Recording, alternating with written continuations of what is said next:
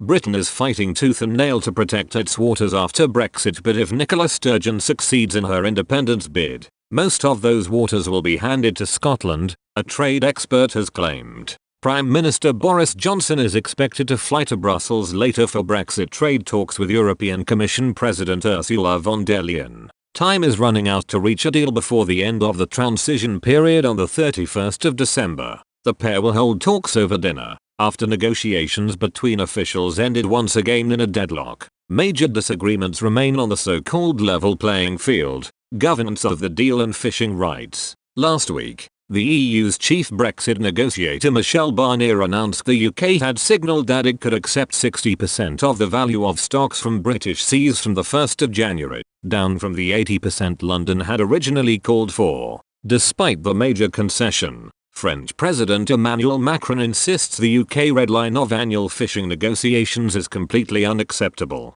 As the clock ticks down, in an exclusive interview with Express Co UK, Alan Winters, director of the Trade Policy Observatory at the University of Sussex, claimed that despite Britain fighting tooth and tail to protect its waters, it could all soon go down the drain if Scotland becomes independent. Scottish First Minister Nicola Sturgeon is planning to hold a second independence referendum in the early part of the next Scottish parliamentary term, following elections to Holyrood in spring 2021. If the Scottish National Party, SNP, wins a majority, senior figures believe it will give them the mandate to demand a referendum, regardless of what Mr. Johnson thinks about it. Should a second referendum happen and Scotland become independent, most of the waters Boris Johnson is trying to protect from the EU could end up in the hands of Ms. Sturgeon. Scotland has approximately 60% of the seas and coastline of Great Britain, Professor Winters said. There is a great irony in the Westminster government fighting to defend fishing rights in waters that we are largely going to end up giving back to the Scots when they pursue independence.